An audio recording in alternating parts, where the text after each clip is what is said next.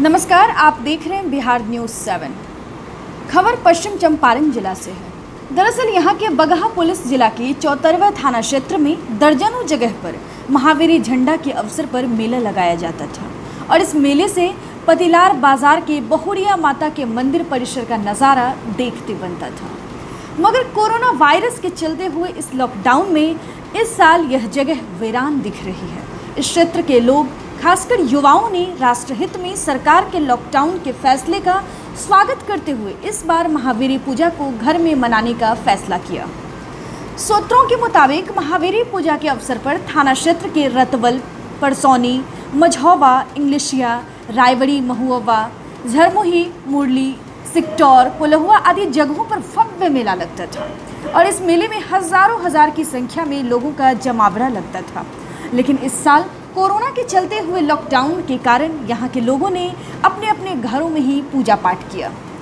पतिलार के समाजसेवी दीपक शुक्ल और अशोक राव ने बताया कि इस वर्ष पूरा देश कोरोना जैसी वैश्विक महामारी से जूझ रहा है, जिसको लेकर सरकार ने लोगों की सुरक्षा व्यवस्था तथा संक्रमण के खतरा से बचाव के लिए लॉकडाउन किया है।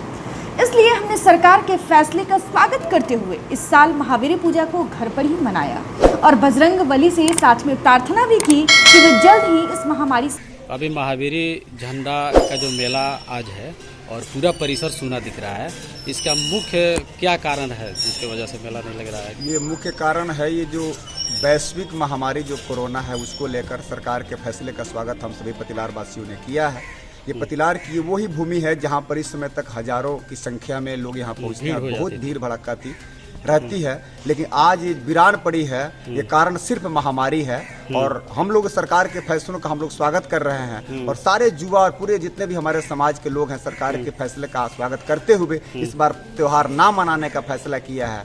और जान रहेगी तो जहान रहेगी, आगे फिर से मना लेंगे और बस यही हमको कहना है। क्या नाम है आपका? मेरा अशोक राव, पतिलार पंचायत का मैं। यह पतिलार की धरती है और यहाँ पर देखा गया था कि पिछले साल महावीरी झंडे के मेले में मतलब हजारों की संख्या में भीड़ थी और बहुत सारे यहाँ पर महावीरी झंडा को लेकर करतब भी दिखाए जा रहे थे इसी प्रांगण में बहुरिया माई के।